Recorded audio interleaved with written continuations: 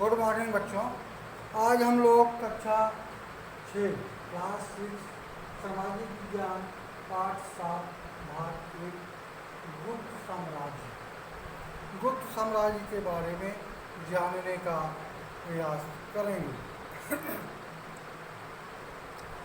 ईसा की तीसरी शताब्दी में भारत में राजनीतिक एकता का अभाव था, अर्थात कोई एक केंद्रीय शक्ति नहीं थी।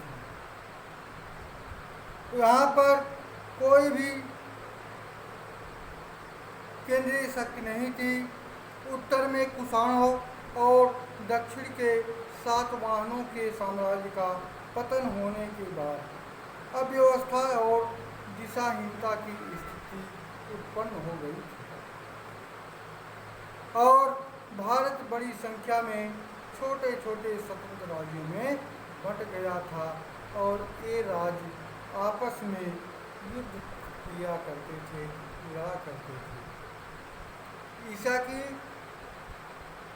तीसरी शताब्दी तक केंद्रीय शक्ति न होने के कारण भारत में कई छोटे छोटे राजवंश या राज्य उत्पन्न हो गए थे और जिनमें आपसी प्रतिद्वंदिता रहती थी और वे एक दूसरे से लड़ा करते थे। मगध पर लिच्छवियों का शासन था। शक क्षत्रप रुद्रदमन प्रथम का पश्चिम में मालवा और काठियावाड़ के प्रांतों पर शासन था।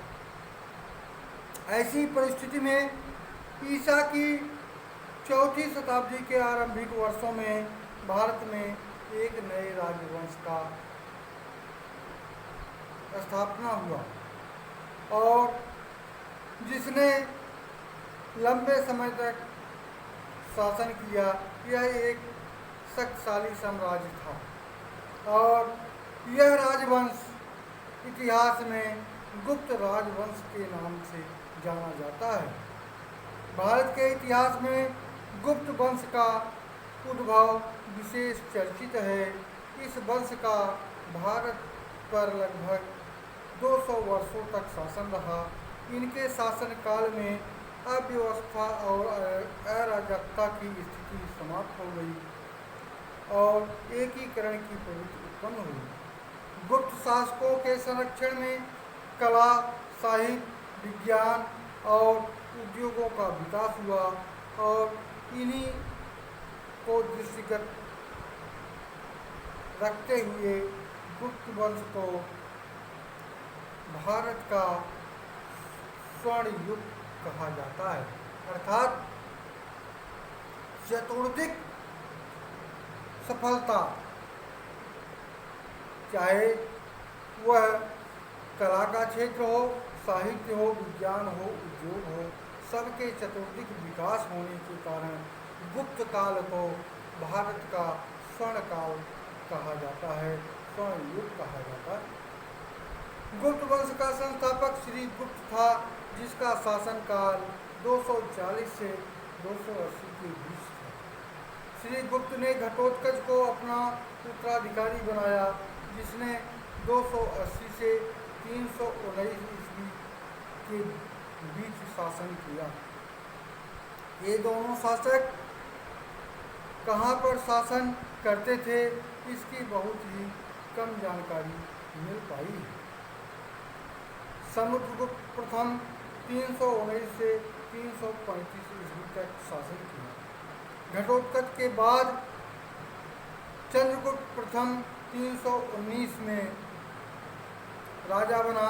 क्योंकि वह घटोत्कच का उत्तराधिकारी था, इसलिए उसने महाराजाधिराज की उपाधि धारण की तथा 320 ईस्वी में एक नया संवत चलाया, जिसे गुप्त संवत भी कहा जाता है। उसने ही गुप्त वंश की वास्तविक नींव डाली। उसने लिच्छवी राजकुमारी कुमारी देवी से विवाह किया। इस विवाह संधि से उसके वंश की शक्ति और प्रतिष्ठा में वृद्धि हुई। इस विवाह के कारण ही वह पाटलिपुत्र को प्राप्त कर पाया। उसने उत्तर प्रदेश बिहार एवं बंगाल में अपना साम्राज्य स्थापित किया। चंद्रगुप्त प्रथम ने 335 ईस्वी में समुद्रगुप्त को अपना उत्तराधिकारी नियुक्त कर स्वयं संन्यास ग्रहण कर लिया। इसके बाद यह चैप्टर चलता रहता है। समुद्रगुप्त 335 से 375 तक शासन करता है। उसके बाद चंद्रगुप्त द्वितीय या चंद्रगुप्त विक्रमादित्य के नाम से जाना जाता है। यह 375 से 414 ईस्वी तक शासन करता है। हुआयान जो था चीनी यात्री, वह चंद्रगुप्त विक्रमादित्य के समय में भारत आता है और उसके द्वारा लिखी गई पुस्तकों से भी गुप्त वंश पर प्रकाश पड़ता है। और इसके साथ अब हम इस पाठ के कुछ महत्वपूर्ण बिंदुओं को रेखांकित करने का प्रयास करते हैं।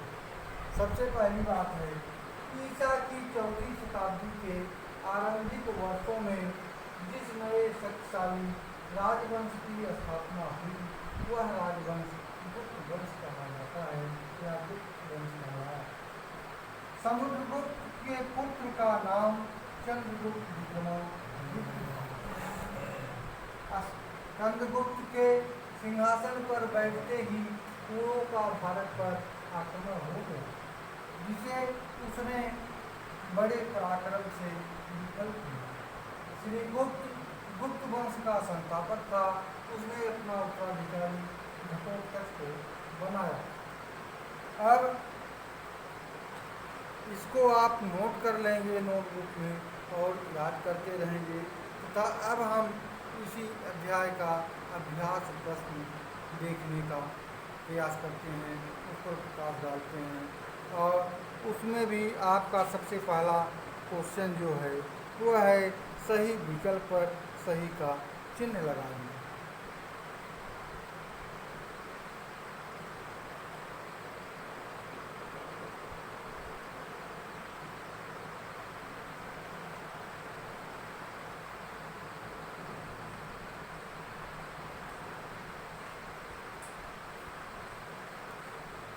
हाँ तो बच्चों, अब हम अभ्यास प्रश्न में आएंगे कर सही विकल्प पर सही का चिन्ह लगाइए। तो इसमें देखें, पहला क्वेश्चन है चंद्रगुप्त प्रथम ने किस ईस्वी में समुद्रगुप्त को अपना उत्तराधिकारी बनाया? 330 ईस्वी में, 335 ईस्वी में, 335 ईस्वी में या 332 ईस्वी में? तो इसका ऑप्शन नंबर 2 335 ईस्वी में सही है। इसके हम सही का चिन्ह लगा लेंगे। उसके बाद है दूसरा क्वेश्चन है श्री गुप्त का शासन काल रहा, मतलब कब से कब तक शासन किया?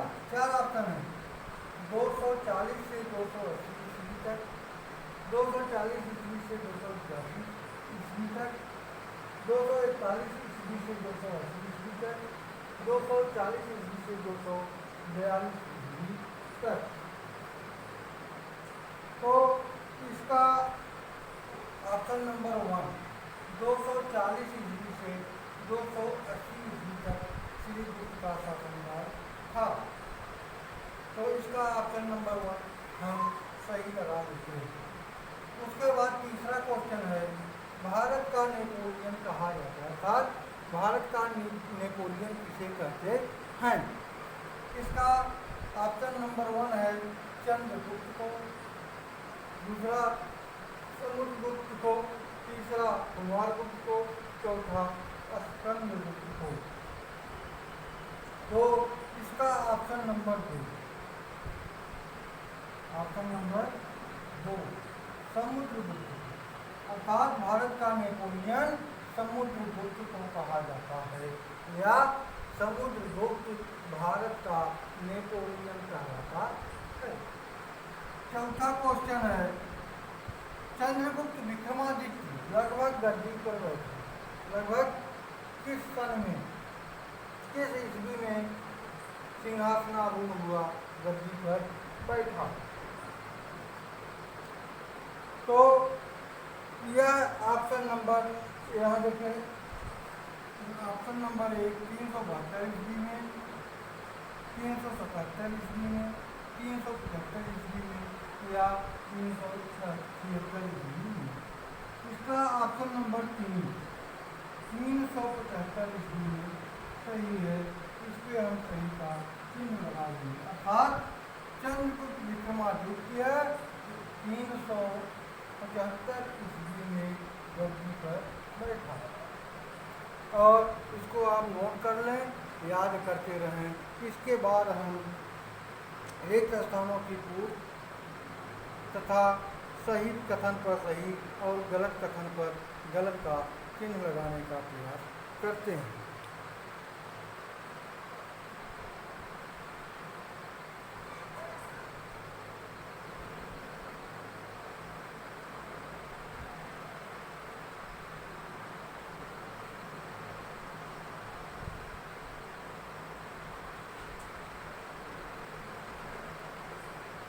हाँ तो बच्चों, अब हम रिक्त स्थानों की पूछ करते हैं। जैसे मगध पर का शासन था, किसका शासन था?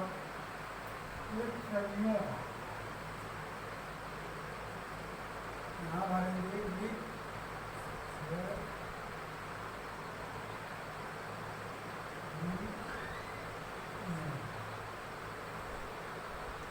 मगध पर किसका शासन था? शैलियों।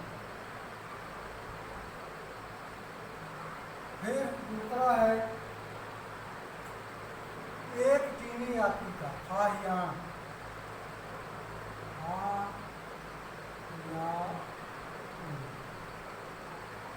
कौन एक चीनी यात्री था? हाहियान। ब्राह्मणों को कहा जाता था, क्या कहा जाता था?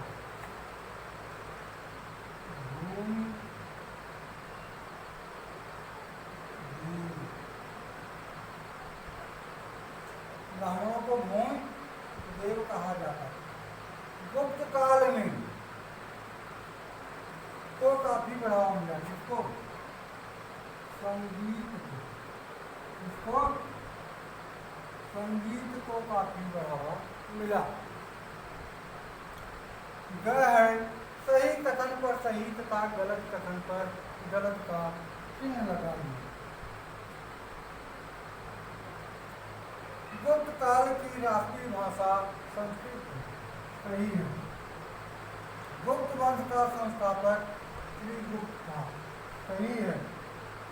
तथा गुप्त काल में ब्राह्मण धर्म को राजकीय संरक्षण प्राप्त नहीं था, यह गलत है। अर्थात गुप्त काल में ब्राह्मण धर्म को राजकीय संरक्षण प्राप्त था, जबकि यहाँ का राज नहीं था, इसलिए यह गलत है। आप लोग इसको नोट कर लें, याद करते रहें। इसके बाद हम सही मिलान करने का प्रयास करते हैं।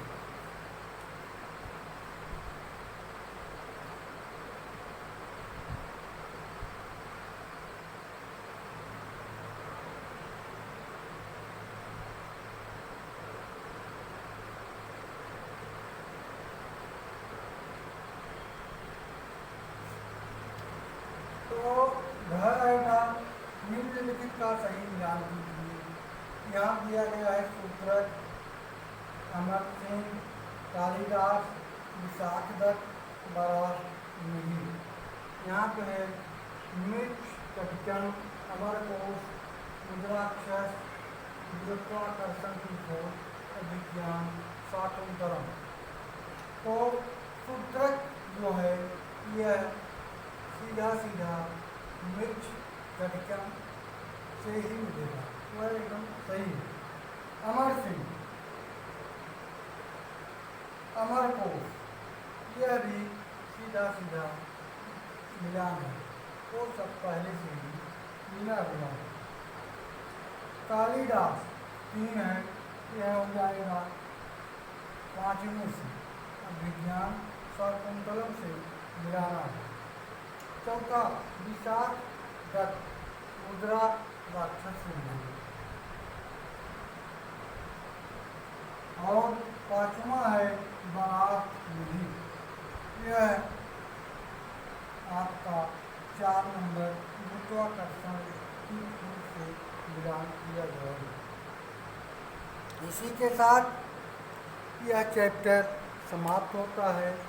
अब अगर एक बार और देख लेते हैं। पहले का सूत्रक, पहले के मिक्स तत्व सही। दूसरा अमर सिंह अमर कोश का मिलान पहले से ही सही। 3 नंबर पे है कालिदास, इसका मिलान दूसरे के पाठ से अभिज्ञान शाकुंतलम से है। यहाँ चौथा विशाख दत्त है, इसका तीसरे से मिलान होगा। विशाख दत्त की रचना है मुद्राक्षर और बड़ा मील में गुरुत्वाकर्षण की खोज किया। अब आपका यह चैप्टर खत्म होता है। अगले दिन एक नए वीडियो और नए पाठ के साथ फिर मुलाकात होगी। आप लोग अपनी तैयारी करते रहें, नोटबुक अवश्य बनाएं और कम से कम दिन में एक बार रोज़ प्रतिदिन देख लिया करें। धन्यवाद।